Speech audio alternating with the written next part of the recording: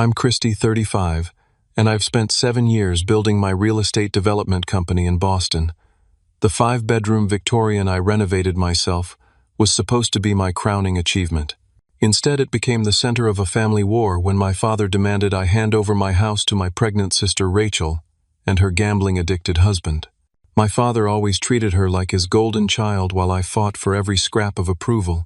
Little did he know the DNA test results I discovered would change everything about our family forever.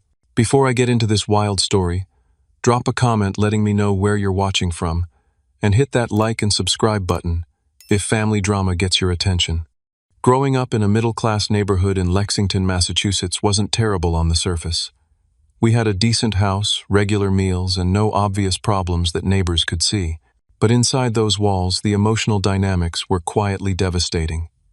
My father Marcus was always emotionally distant with me, while showering my sister Rachel with affection, praise, and material advantages. From my earliest memories, the disparity was clear but never acknowledged. I remember my 10th birthday when I received a basic bicycle, while Rachel, on her 10th birthday just 8 months earlier, had gotten a lavish party at an amusement park, plus an expensive bike with all the accessories. When I asked my father why the difference, he simply said, "Don't be ungrateful, Christy. Boys don't need all that fuss." That was the pattern throughout our childhood. My mother Evelyn recognized the favoritism, but her attempts to balance it were half-hearted at best. She'd occasionally slip me extra dessert or spend time with me alone when Dad took Rachel on their special outings. "Your father just connects better with Rachel," she'd explain, a shadow crossing her face that I couldn't interpret as a child. "But I love you just the same." Those words were meant to comfort, but they only confirmed what I already knew. Something about me wasn't enough for my father. High school brought the differences into sharper relief. When I made honor roll 3 semesters in a row, my accomplishment barely warranted a nod at dinner. When Rachel got a single A- amid her usual B's and C's, Dad took the family out to celebrate at the nicest restaurant in town. The college years made the division impossible to ignore. Rachel's education was fully funded tuition apartment spending money, while I was told I needed to learn responsibility by working my way through school. And work I did. I juggled 3 jobs simultaneously: morning shifts at a coffee shop, evening work at the campus library, and weekend hours at a construction company. The construction job, which I originally took just for the higher hourly wage, became unexpectedly significant. I discovered I had a knack for understanding buildings, materials, and spaces. The foreman Dave noticed my interest and began teaching me aspects of the business beyond just hammering nails. "Kid, you've got an eye for this work," he told me during my junior year. "You see how things come together. That's not something I can teach."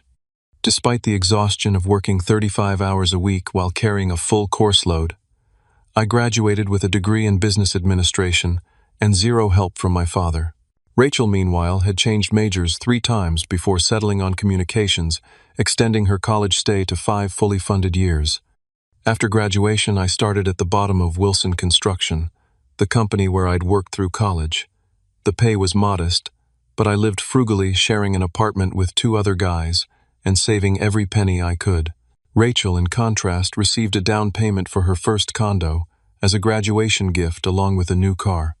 Over 5 years, I absorbed everything I could about construction materials, project management, and most importantly, real estate development. I volunteered for every difficult project, worked weekends, and spent evenings studying market trends and property values. My boss, Jeffrey Wilson, became the mentor my father never was. "Christy," he told me one evening as we reviewed plans for a small office building, "you're thinking bigger than this company. You should consider striking out on your own in a few years." He was right. By 28, I had saved enough to make a modest investment in a small, dilapidated property.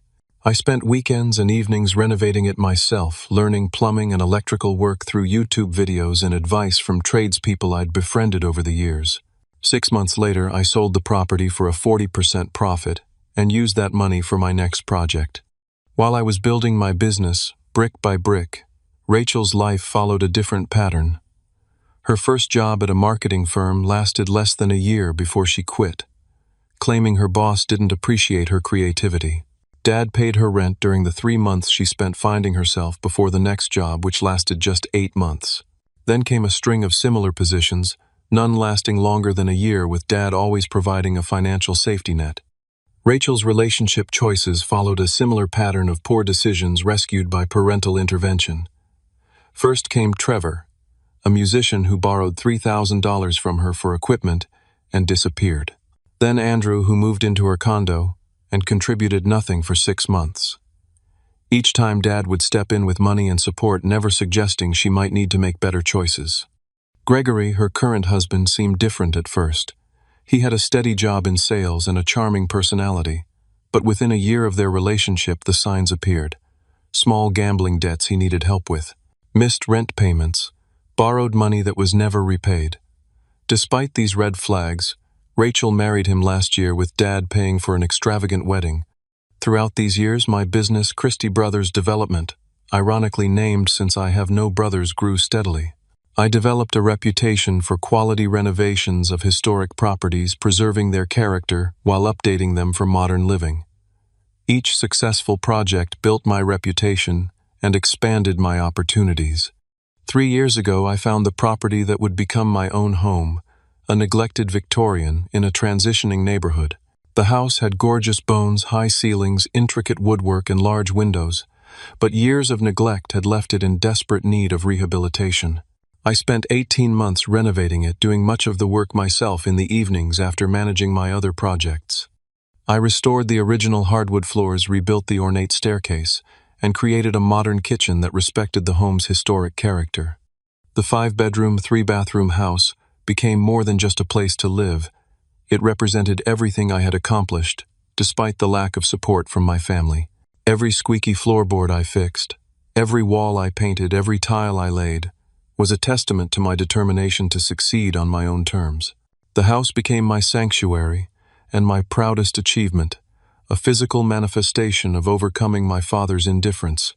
The invitation came from my mother on a Tuesday evening, as I was reviewing contracts for a new development project. "Christy, honey, I think it's time we had a family dinner at your new place.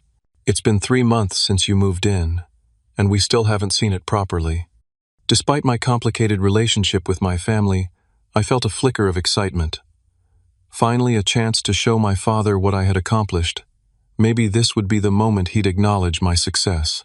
I spent the next 3 days hiring a professional cleaning service to make the house spotless, planning an elaborate meal of my father's favorite foods, and even purchasing a bottle of the expensive scotch he preferred.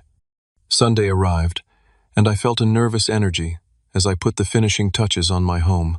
I had prepared a casual but impressive dinner: prime rib, my father's favorite, roasted vegetables from the farmer's market, and homemade bread rolls with my mother's favorite chocolate cake for dessert.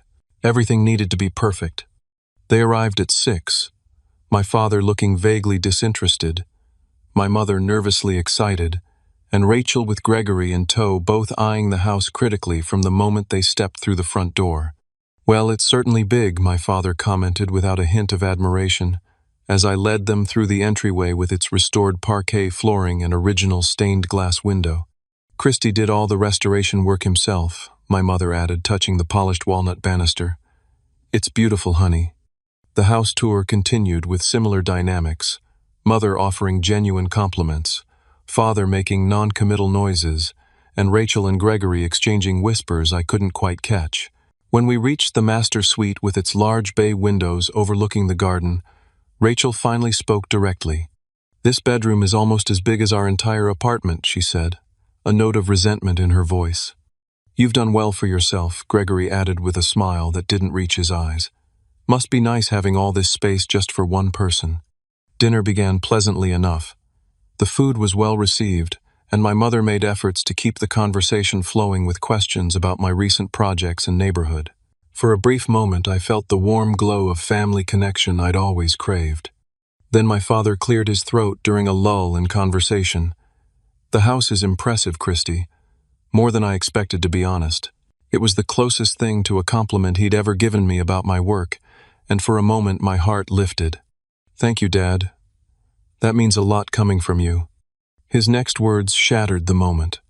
"Though it seems excessive for a single man, all these empty bedrooms going to waste." Before I could respond, Rachel reached for Gregory's hand and broke into a wide smile. "Well, speaking of family news, we have an announcement." She paused dramatically. "We're pregnant. The baby's due in February." The table erupted in excitement, my mother jumping up to hug Rachel, my father beaming with pride as he shook Gregory's hand. I offered my congratulations, sincerely despite the familiar sting of seeing how easily Rachel commanded our father's approval. "This is wonderful timing," my father said once the initial excitement had settled. "Rachel and Gregory have been looking for a larger place, especially now with the baby coming." I nodded politely. "The market in their area has some nice 3-bedroom options opening up. I'd be happy to help them look." Actually, my father interrupted, his tone shifting to the authoritative voice he used when making business decisions. "I've been thinking about a more practical solution." The room fell quiet. My mother suddenly became very interested in rearranging her silverware. "Christy, you have this enormous house with 4 empty bedrooms. Rachel and Gregory need more space for their growing family. It makes perfect sense for you to let them have this house." I stared at him, certain I had misheard. "Let them have my house, as in sell it to them." My father waved his hand dismissively. "They couldn't afford to buy it outright now, of course. But you could move back into an apartment. You're just one person after all, and let them take over here. You can always find another house later when you have a family of your own." The casual way he suggested I abandon my home, the physical manifestation of years of hard work and sacrifice, left me speechless. Rachel, however, was nodding enthusiastically. "It would be perfect for us," she chimed in. "The nursery could go in the bedroom next to the master, and we could use the 3rd floor as a playroom once the baby's older." They were already mentally moving and rearranging my life's work to suit their needs. "This isn't just a house," I finally managed to say, struggling to keep my voice level. "This is my home. I spent 18 months renovating it myself. Every room represents hundreds of hours of my personal labor." "It's just business, Christy," my father replied with a hint of impatience. "You're in real estate development. You buy and sell properties all the time. My personal home isn't just business." I countered, feeling heat rise in my face. "Would you give up your house if I asked for it?" My father's expression hardened. "That's completely different. Your mother and I have built a life in our home. You're a single man with no attachments. This house is wasted on you." Those words, "wasted on you," cut deep, encapsulating a lifetime of being deemed less worthy than my sister. In that moment I saw clearly that nothing I achieved would ever be enough to earn my father's respect. "I'm sorry," I said firmly, "but this house isn't available. I'd be happy to help Rachel and Gregory find something suitable within their budget, maybe help with renovations." "This isn't about money," my father interrupted, his voice rising. "This is about family. Your sister is having a baby. Your niece or nephew will need a proper home. If you cared about family at all, you'd want to help." And there it was, the familiar emotional manipulation, weaponizing family connections to make me feel selfish for maintaining boundaries. I'd experienced this tactic my entire life, but this time the stakes were too high to cave. "I do care about family," I replied, struggling to maintain my composure, "but giving up my home isn't a reasonable request. There are many ways I can support Rachel and Gregory that don't involve sacrificing everything I've worked for." The rest of the dinner deteriorated quickly. My father grew increasingly angry. My mother made weak attempts to soothe tensions, and Rachel alternated between tears and pointed comments about how much better she would utilize the space. By the time they left, the joyful family dinner I had hoped for had devolved into bitter accusations and slammed doors. Standing alone in my kitchen, surrounded by half-eaten food and dirty dishes, I felt the familiar ache of rejection coupled with something new, a simmering anger at the audacity of their demand and a firm resolve not to yield. This house was mine, earned. Through years of struggle they had neither witnessed nor acknowledged, and I wouldn't give it up, not even for the sister who had always been deemed more deserving of everything. The morning after the disastrous dinner, I woke to 3 missed calls from my mother and a text that read, "Your father is very upset. Please reconsider what we discussed." No mention of how I might be feeling after having my life's work dismissed as wasted on me. That afternoon my father called directly.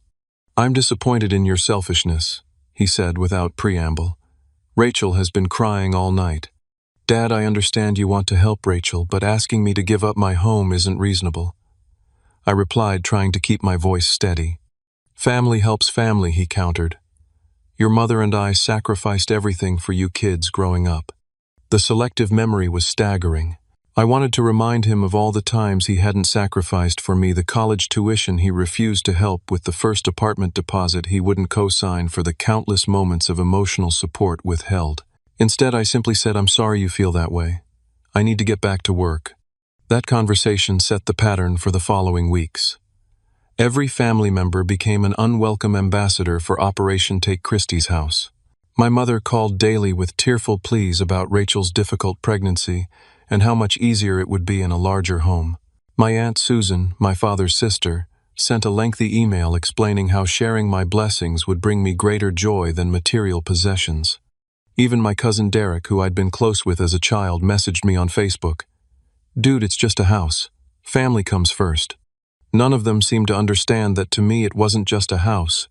It was tangible proof that despite my father's lifelong dismissal, I had created something valuable and beautiful through my own efforts.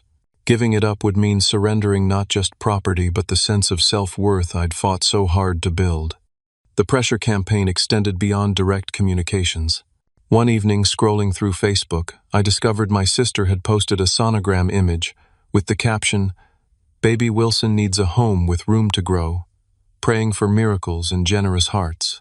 The comments section brimmed with family members offering support and thinly veiled references to certain people who could help but chose not to. I closed the app feeling sick to my stomach at being publicly cast as the villain in my family's drama. Just when I thought things couldn't get more intense, Rachel escalated to direct action.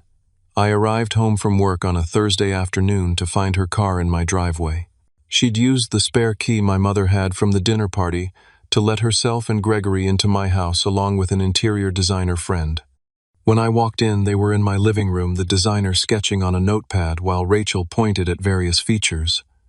The wall between the living room and study could come down to make a larger family space, she was saying. And upstairs, the smallest bedroom would make a perfect nursery with some pastel paint. "What are you doing in my house?" I demanded, struggling to contain my anger. Rachel turned, not even having the grace to look embarrassed. "We're just getting some preliminary ideas for when we move in. Dad said you've been difficult, but you'll come around eventually." "Get out," I said quietly, a calm born of absolute fury. "Get out now." "Don't be dramatic," Christy Gregory interjected, lounging on my sofa as if he owned it. "We're family. Your dad thinks." "I don't care what Dad thinks," I interrupted. "This is my home, purchased with my money, renovated with my hands. Neither of you has any right to be here planning renovations. Leave now, or I'm calling the police to remove you for trespassing." The designer, clearly uncomfortable, gathered her things quickly. "I didn't realize. I thought this was already arranged," she mumbled as she hurried out. Rachel stood, her ground color rising in her cheeks. "You've always been selfish," she spat. "Always thinking you're better than everyone because you work so hard. Some of us had real struggles, you know." I nearly laughed at the absurdity. "Real struggles? Dad paid your college tuition, bought your first car, gave you the down payment for your condo. What exactly have you struggled with, Rachel?" "You have no idea what it's like being the daughter in this family," she retorted. "The expectations, the pressure to be perfect. You got to disappear into your work and be the independent son, while I had to be the one maintaining family connections, planning holidays, being there for Mom and Dad." In that moment, I glimpsed a perspective I'd never considered, that Rachel might have experienced her own form of family pressure, different but perhaps no less damaging than mine. But any empathy I might have felt evaporated with her next words. "You owe this family. After everything Mom and Dad did for you, the least you could do is help when we really need it." "I don't owe anyone my home," I said firmly. "And I need you to leave. Now." After they finally left, Rachel in tears, Gregory glowering, I changed the locks that same evening. The confrontation left me shaking with a mixture of rage and an unexpected grief. For the first time, I was standing firmly against my family's manipulation, and while it felt necessary, it also felt like severing a vital connection, however dysfunctional it might be. The family conflict began affecting my work, the one area of my life that had always been a refuge. During a crucial meeting about a new development project, I found myself staring blankly at spreadsheets, my mind replaying Rachel's words and my father's disappointment. My business partner Brandon noticed immediately. "You've read the same page 3 times," he observed after the clients left. "What's going on with you? This isn't like you, Christy." I hesitated, then shared the situation. Brandon listened without interrupting his expression, growing increasingly incredulous. "Let me get this straight," he said when I finished. "Your father wants you to give your sister your house, not sell it to her. Just hand it over because she's pregnant, and your entire family thinks this is reasonable." Hearing someone else summarize the situation highlighted its absurdity. "Basically, yes." Brandon shook his head. "That's not how family works, man. That's how exploitation works." His clear-eyed assessment was validating, but it didn't solve my immediate problem. The following week, distracted by yet another angry call from my father, I misread a crucial clause in a contract, nearly committing our company to a significant financial loss. Brandon caught the error before the documents were signed, but the close call was sobering. "This family situation is affecting your judgment," he warned. "You need to resolve it or step back temporarily. We can't afford mistakes like this." He was right, but I had no idea how to resolve a conflict where the other parties believed the only acceptable solution was my complete surrender. The stress began manifesting physically: insomnia, tension, headaches, a constant knot in my stomach. For the first time in my career, I found myself dreading work rather than finding refuge in it. The conflict reached beyond my immediate family to impact business relationships. At a networking event, I overheard a potential investor mention to another developer, "I heard Christie's having some family troubles, might not be stable enough for the Harrison Street project." The whispers were beginning to affect my professional reputation, the one thing I'd built entirely on my own. As weeks passed, the pressure didn't diminish, it transformed into something more insidious. Rather than direct confrontation, my family began a campaign of isolation. Family gatherings happened without invitations extended to me. Holiday plans were made excluding me. The message was clear: comply or be cast out. 6 weeks after the initial demand, I received a text from my mother. "Please come to Grandpa's 80th birthday lunch on Saturday. He specifically asked for you to be there." The message felt like an olive branch, and despite everything, I missed my grandfather. He had always been kind to me, showing genuine interest in my construction projects, even when my father dismissed them. I arrived at my parents' house Saturday afternoon with a carefully chosen gift for Grandpa, a vintage book about Boston architecture that I'd found at a specialty shop. The atmosphere seemed artificially cheerful as I entered, with conversations pausing briefly before resuming with forced brightness. My grandfather greeted me warmly with a firm handshake that belied his age. "There's my builder," he said affectionately. "Your grandmother would have loved to see what you've done with that old Victorian." For a moment I relaxed, thinking perhaps this gathering could be a step toward healing the family rift. That illusion shattered during lunch when my father clinked his glass for attention. "Since we have the whole family together," he announced, "I think we should address the elephant in the room. As you all know, Rachel and Gregory are expecting their first child, the first great-grandchild for Dad." He nodded toward my grandfather. "They need a family home, and Christy has a 5-bedroom house he doesn't need." My stomach dropped as I realized the family gathering was actually an ambush. Around the table, aunts, uncles, and cousins nodded in agreement. My grandfather looked confused, clearly not having been briefed on this family conflict beforehand. "We've given Christy time to come to the right decision on his own," my father continued. "But with the baby coming in just a few months, we need resolution. I think he needs to hear from all of us how important family support is in times like these." What followed was a carefully orchestrated intervention. One by one, family members expressed their disappointment in my selfishness and urged me to do the right thing. My Uncle Robert spoke about sacrifices he'd made for family. Aunt Susan invoked my late grandmother, suggesting she would be ashamed of my behavior. Even my young cousins had clearly been coached to ask why I didn't want the new baby to have a nice home. Throughout the barrage, I remained silent, a strange calm settling over me as I recognized the full extent of the manipulation. My mother watched anxiously, occasionally trying to soften the harsher comments, but never actually defending me. Rachel sat with her hands resting protectively on her slightly rounded belly, tears streaming down her face for maximum effect. When everyone had spoken, my father delivered what he clearly viewed as the killing blow. "Christy, it's time to decide what matters more to you, a house or your family. Because I can tell you right now, if you continue to refuse to help your sister in her time of need, you're choosing not to be part of this family anymore." The table fell silent, all eyes on me. In that moment I felt a strange sense of clarity. The people around this table claimed to be family, yet not one of them, not even my mother, had considered what this demand might mean to me, how it might feel to be asked to surrender the tangible symbol of my hard work and independence. I stood up slowly, my voice steadier than I expected. "I've worked for everything I have without help from any of you. My home represents years of sacrifice and effort. I won't give it up because Rachel failed to plan for her future." I turned to my grandfather, genuine regret in my voice. "I'm sorry this overshadowed your birthday, Grandpa. I love you." Then I walked out, ignoring the eruption of voices behind me. In my car, the composure crumbled. Tears blurred my vision as I pulled away from the house where I'd grown up, feeling as though I'd just severed my last connection to my family. The drive home passed in a fog of grief and anger. That evening was the lowest point. Alone in the house I'd fought so hard to create and was now fighting to keep, I questioned everything. Was I being selfish? Was a house, even one that meant so much to me, worth losing my entire family over? The doubt was crippling, magnifying the silence of my empty home until it felt less like a sanctuary and more like a prison of my own. Making. Around midnight, desperate for connection with someone who might understand, I called my cousin Eliza. Unlike the rest of the family, she hadn't attended the ambush lunch, having moved to Seattle for work 2 years earlier.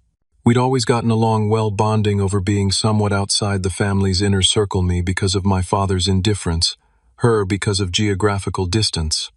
"It's not just about the house, is it?" she asked after I'd explained the situation.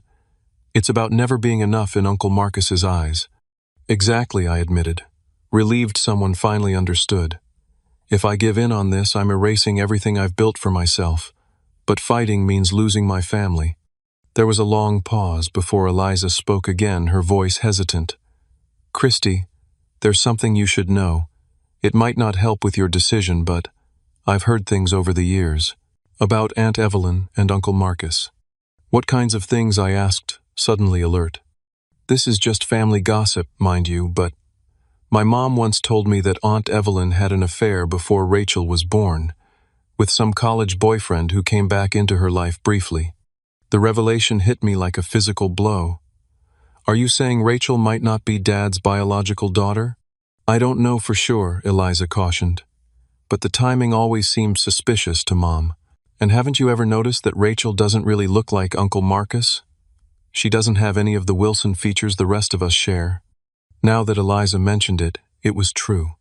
Rachel had never resembled our father or any of the Wilson relatives. I'd always assumed she simply took after our mother's side of the family, but even there, the resemblance wasn't strong. "This could explain so much," I said slowly, mind racing through memories with this new lens. The way Dad always overcompensated with Rachel, the different treatment. Maybe he spent 28 years trying to prove to himself that she's really his daughter, by loving her extra, Eliza suggested. Or maybe he knows the truth and has been trying to make up for it. Either way, it's not your burden to carry, Christy. After we hung up, I couldn't sleep, my mind spinning with this potential revelation. Could this explain the lifetime of differential treatment? Was my father's favoritism toward Rachel an elaborate compensation for private doubts about her paternity? The next morning, I began investigating discreetly. I found old family photo albums, studying Rachel's features compared to relatives on both sides. The more I looked, the more obvious the discrepancies became. Rachel had hazel eyes in a family of blue-eyed people. Her nose and jawline matched neither our father's family nor our mother's. I considered confronting my parents directly, but feared the explosive potential of such accusations without proof. Instead, I researched DNA testing options. The challenge would be obtaining samples without raising suspicions, especially given the current family rift. The opportunity came unexpectedly when my mother called a week later, her voice conciliatory. "Your father was too harsh at the lunch," she admitted. We all want to find a solution that works for everyone. Could you come over for coffee? Just you and me. Despite my wariness, I agreed. During the uncomfortable visit, I managed to collect what I needed: a hair from my father's brush in the bathroom, a tissue my mother discarded, and later, under the guise of reconciliation, a coffee cup Rachel had used when she stopped by. Unexpectedly during my visit, the next 3 weeks of waiting for DNA results were agonizing. I threw myself into work trying to repair the damage my distraction had caused to projects and relationships. Brandon noticed the change in my focus, but didn't press for details, simply offering his support. "Whatever you're working through, I've got your back," he said one evening, as we reviewed plans for a new development. When the email notification finally arrived with the DNA test results, my hand shook as I clicked to open it.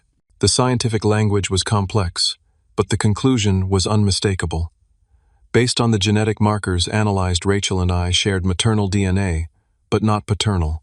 Rachel was my half-sister, not my father's biological daughter. The truth I now possessed felt both liberating and terrifying. It explained so much about my childhood, about the inexplicable favoritism that had shaped my sense of self-worth. Yet wielding this information came with enormous responsibility. This wasn't just my truth to reveal, it would impact multiple lives, potentially destroying the family completely. I sat alone in my office, long after everyone else had gone home, wrestling with what to do next. The house that had been the catalyst for this conflict now seemed almost secondary to the larger truth I'd uncovered. Whatever I decided, there would be no returning to the family dynamic I'd known my entire life. Everything would change. For a week, I carried the weight of the DNA test results, uncertain how to proceed. Finally, I reached out to Brandon, not just as a business partner, but as the closest thing I had to a trusted friend. "I need your perspective on something personal," I said, explaining the situation and showing him the test results. "I know the truth now, but I don't know what to do with it." Brandon considered carefully before responding. "This explains a lot, but it's explosive information. If you use it just to win the house argument, you'll destroy your family completely. Is that what you want?" His question forced me to examine my true motivations. Was I seeking justice for years of unfair treatment, or was I looking for a nuclear option to end the house conflict? Neither approach felt right. "I think I need professional help with this," I admitted. On Brandon's recommendation, I made an appointment with Dr. Patricia Winters, a family therapist. During our first session, I laid out the entire situation: the lifelong favoritism, the house demand, and the DNA discovery. "What's your goal here, Christy?" she asked. "Revenge, justice, resolution." I considered her question seriously. I want the pressure about my house to stop, but I also want to understand. All these years I thought there was something wrong with me, something that made me unlovable to my father. If this is why he favored Rachel, at least I'd know it wasn't my fault. Dr. Winters helped me develop a strategy for confrontation that wouldn't be purely destructive. "This revelation will be traumatic for everyone involved," she cautioned. "If you choose to share it, do so with care for the human beings who will be affected, including yourself." Following her advice, I arranged a meeting at a neutral location, a private room at a restaurant I occasionally used for business meetings. I invited only my parents and Rachel, telling them I wanted to discuss a compromise about the house situation. To my surprise, they agreed readily, perhaps thinking I was finally capitulating to their demands. When we gathered that evening, the tension was immediate. My father wore an expression of smug satisfaction, clearly expecting me to surrender. Rachel looked nervous but hopeful. My mother's anxiety was palpable as she fidgeted with her napkin. "Thank you for coming," I began formally. "Before we discuss the house, there are some things I need to say about our family dynamic." My father immediately tried to take control. "We're not here to discuss feelings, Christy. We're here about practical matters. Rachel's need for a family home. This is relevant," I insisted firmly. "For as long as I can remember, there's been a clear favoritism in our family. Rachel has received emotional and financial support that was never offered to me. I've spent years thinking there was something fundamentally unlovable about me that explained this difference." "That's ridiculous," my father scoffed. "We treated you both equally." "No, Marcus, we didn't," my mother interjected, quietly surprising all of us. "Christy's right about that much." My father turned to her, anger flashing across his face. "Whose side are you on, Evelyn?" "I'm not taking sides," she replied, a tremor in her voice. "But I can't sit here and pretend we didn't favor Rachel. We did. We always have." Rachel looked between our parents, confusion evident. "What are you talking about? Dad's always been tough on both of us." I took a deep breath, knowing we had reached the point of no return. "I believe I've discovered why the difference in treatment existed." I placed a sealed envelope on the table. Inside is the result of a DNA test comparing genetic markers between Rachel, myself, Mom, and Dad. The room went completely still. My mother's face drained of color, her hand flying to her mouth. My father's expression shifted from anger to something unreadable. Rachel just looked confused. "What are you talking about?" she demanded. "What DNA test?" Rather than answering directly, I continued calmly. "The test shows that while Rachel and I share maternal DNA, we do not share the same father. Rachel is not biologically Dad's daughter." The explosion I expected from my father didn't come. Instead, he sat completely motionless, staring at the envelope, as if it might detonate. It was my mother who reacted, a low, keening sound escaping her as she covered her face with both hands. Rachel lunged for the envelope, tearing it open and scanning the contents with increasingly frantic movements. "This is insane," she said, voice rising. "You're making this up because you don't want to give me your house. This is a sick joke." "It's not a joke," I said quietly. "I had the tests done at a reputable lab. The results are clear." Rachel turned to our mother, who couldn't meet her eyes. "Mom, tell him this is crazy. Tell him Dad is my father." The prolonged silence from our mother was more damning than any confession. When she finally spoke, her voice was barely audible. "I'm so sorry. I never thought. I never imagined anyone would find out." My father suddenly stood his chair, scraping loudly against the floor. Without a word, he walked out of the restaurant, leaving the three of us in stunned silence. Rachel's shock transformed into rage as the reality sank in. "How could you?" she screamed at our mother. "My entire life has been a lie. Who is my real father? Does he know about me?" My mother seemed to collapse in on herself, decades of secrets suddenly exposed. "His name was Alan Mercer. We dated in college before I met your father.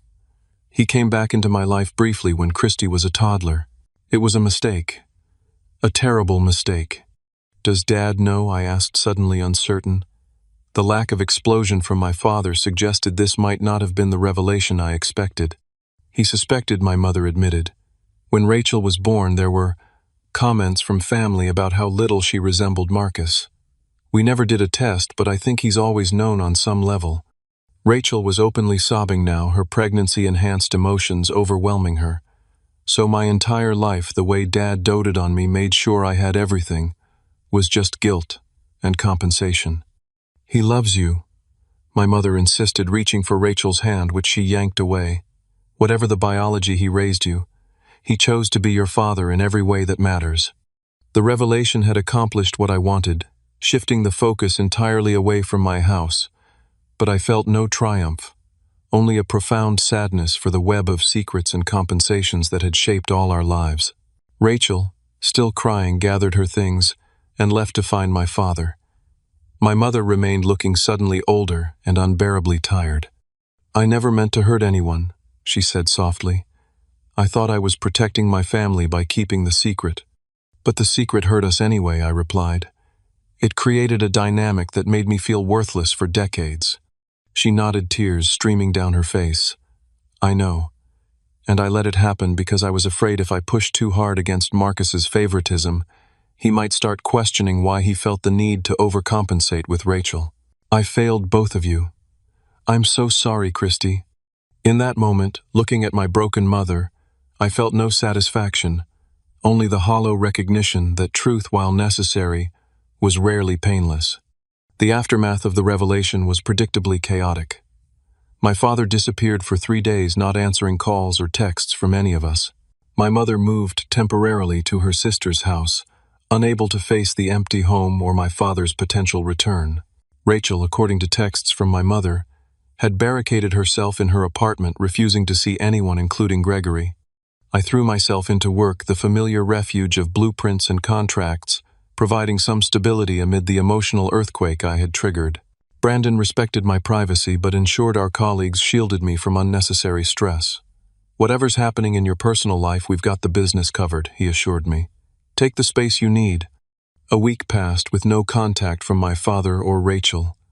My mother called daily, alternating between tearful apologies for the past and anxious questions about whether I'd heard from the others. I began to wonder if I'd permanently destroyed my family in my quest for truth and fairness. The following Wednesday evening, I arrived home to find my father's car in my driveway. He sat on my front steps looking older and more vulnerable than I'd ever seen him. His normally immaculate appearance was disheveled, unshaven, wearing the same clothes he'd had on at the restaurant confrontation a week earlier. "Can we talk?" he asked simply when I approached. Inside, I offered him coffee, which he accepted gratefully, wrapping his hands around the mug as if seeking warmth despite the mild evening. For several minutes, we sat in uncomfortable silence, the tick of the grandfather clock in the hallway the only sound. "I've known since Rachel was born," he finally said, his voice rough. "Not with scientific certainty, but in my gut. She had none of my family's features. The timing of her conception coincided with a business trip I took. There were signs." I listened without interrupting, stunned by his candor after a lifetime of emotional distance. I made a decision then to never question it officially, to raise her as my own. But the doubt was always there, gnawing at me. I think I overcompensated with Rachel because I was constantly trying to convince myself that she was truly mine, that if I loved her enough, invested enough in her, it would somehow make the biology irrelevant. He took a shaky breath before continuing. "What I didn't realize, or maybe didn't allow myself to see, was that my overcompensation with Rachel came at your expense. Every time I gave her special treatment, I was withholding something from you. The acknowledgement I'd waited for my entire life landed with less impact than I'd imagined, perhaps because it came too late, or perhaps because understanding the reason didn't erase the decades of feeling inadequate. Why did you demand I give her my house?" I asked the question that had started this entire painful journey. My father looked genuinely puzzled. "I don't know. It was irrational, wasn't it? Maybe after all these years of giving Rachel everything, it became a pattern I couldn't break.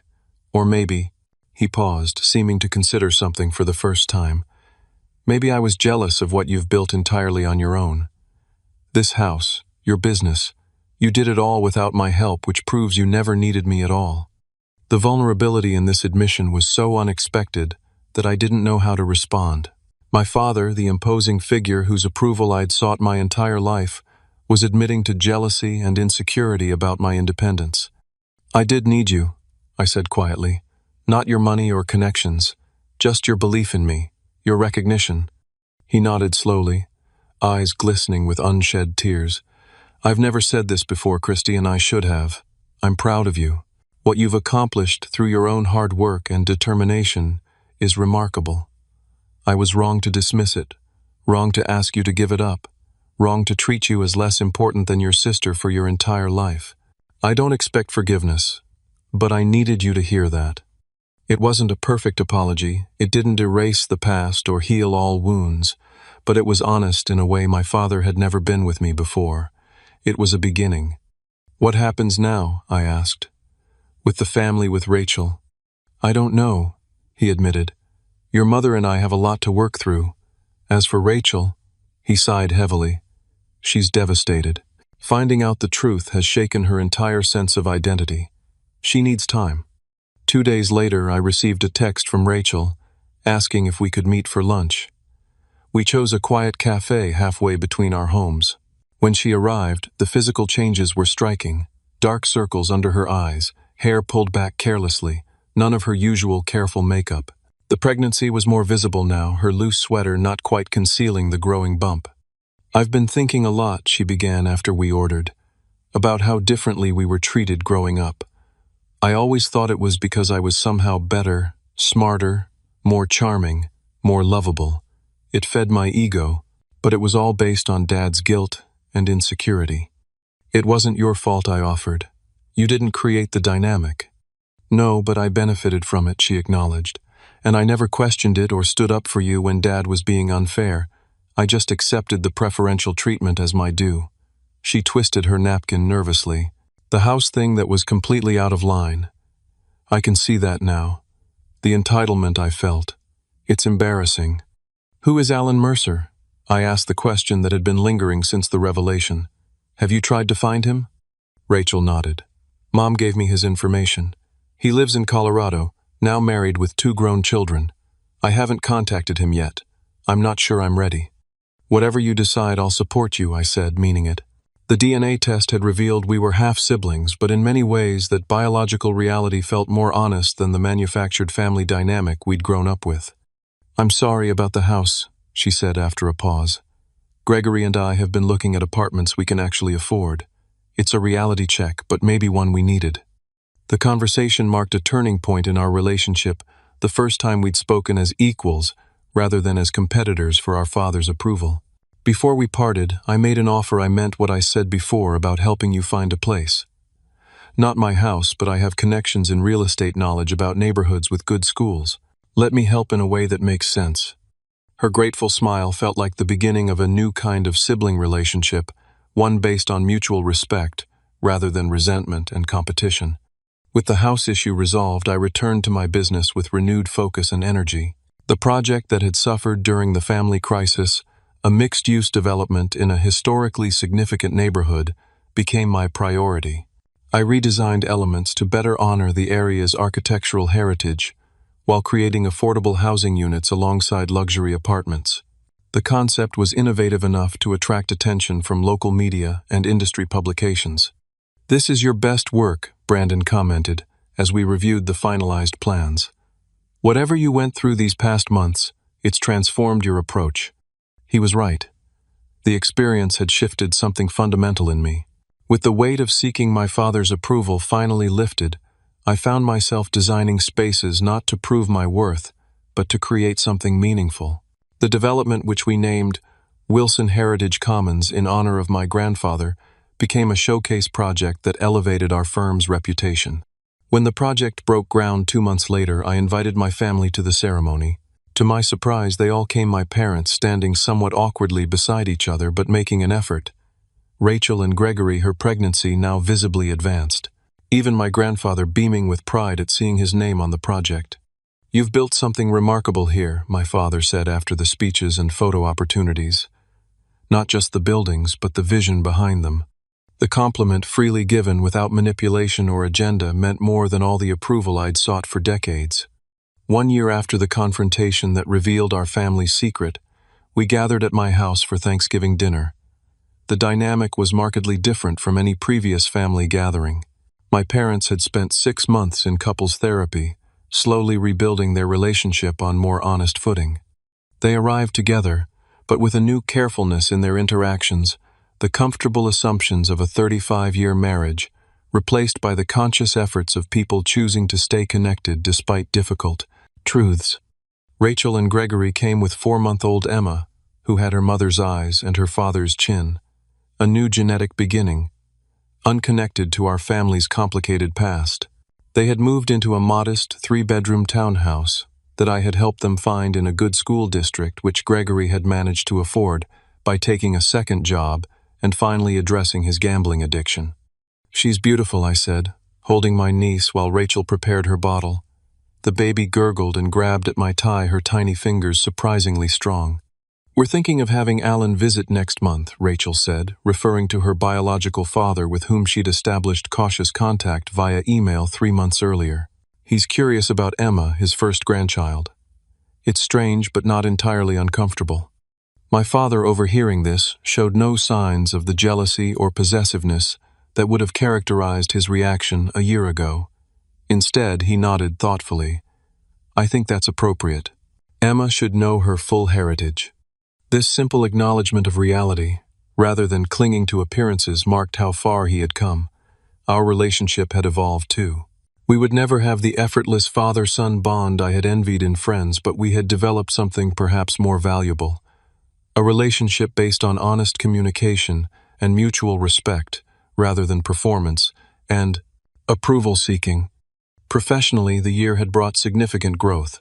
Wilson Heritage Commons had won a prestigious architectural award for community-conscious development, and our firm had expanded, taking on larger projects, with a focus on creating spaces that balanced aesthetic value with human needs. Brandon and I had become equal partners in every sense, our complementary strengths creating a business greater than either of us could have built alone. My personal life had expanded beyond work as well. Through a community volunteer project related to our development, I had met Natalie, an urban planner with a sharp mind and warm laugh, who challenged and supported me in equal measure. Our relationship was still new, but built on a foundation of honesty about our pasts and hopes for the future. The therapy I had begun during the family crisis had continued helping me process not just the immediate trauma of the revelation, but the deeper wounds of my childhood. Dr. Winters had guided me through recognizing patterns formed in response to my father's emotional withholding, my workaholism, my difficulty, trusting others' appreciation, my tendency to prove my worth through achievement rather than connection. The truest measure of healing, she told me in one of our sessions, isn't forgetting the pain but finding it no longer controls your choices. That Thanksgiving, looking around at my imperfect but honestly connected family, I recognized the truth in her words. The pain of my childhood hadn't disappeared, but it no longer dictated my sense of self-worth or my capacity for relationship. After dinner, as everyone gathered in the living room with coffee and dessert, my father asked if he could speak. This past year has been the most difficult and the most clarifying of my life. He began, his voice steady but emotional. I've had to face hard truths about myself, how my own insecurities and fears shaped the way I parented both of you. He looked from Rachel to me. I can't undo the past, but I'm grateful for the chance to build something more authentic moving forward. My mother, sitting beside him, reached for his hand. We both are, she added quietly.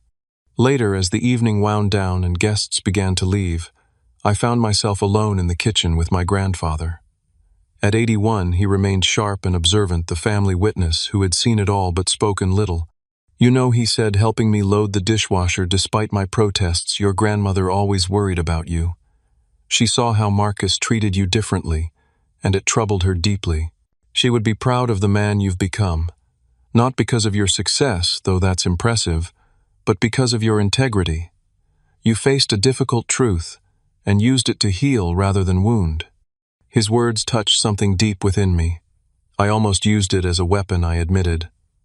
When I first discovered the truth, part of me wanted revenge for all those years of feeling second best. But you didn't, he pointed out. You found a way to break the cycle instead of perpetuating it. That's real strength, Christy. As the last guests departed and I stood alone in my home, the house that had become the unlikely catalyst for our family's transformation, I reflected on the journey of the past year. The 5-bedroom Victorian that my father had demanded I surrender had become something different than I'd originally intended. Not just a showcase of my professional abilities or a symbol of my independence, but a gathering place for a family learning to connect in healthier ways. The truth that had seemed so devastating when revealed had ultimately been liberating. By understanding the real dynamics that had shaped our family, we had all been freed from roles we'd been unconsciously playing our entire lives. My father from his compensatory favoritism, my mother from her burden of secrets, Rachel, from her sense of entitled superiority, and me from my desperate quest for approval I could never earn. The deepest lesson I had learned was that self-worth could never truly come from others' validation. My father's approval, which I had sought so desperately for decades, couldn't fill the void his emotional distance had created. True security came from within, from knowing my own values and living in accordance with them, from creating meaning through work that mattered, from forming connections based on authenticity rather than performance. The house that had almost torn my family apart had become ironically the place where we began to rebuild. Not through surrender or demand, but through truth, however painful, and the choice to grow beyond old patterns into something new and more authentic. As I turned out lights and closed up for the night, I felt a quiet contentment that had nothing to do with material success or family approval. It came from the knowledge that I had faced one of life's hardest challenges, confronting painful family truths, and emerged not bitter but more whole. Has your family ever expected you to make unreasonable sacrifices because we're family? How did you handle it? I'd love to hear your stories in the comments below. And if this journey resonated with you, please hit that like button and subscribe for more real-life experiences. Remember, sometimes the hardest truths lead to the greatest freedom. Thank you for listening to my story, and may you find the courage to face your own truths with compassion and strength.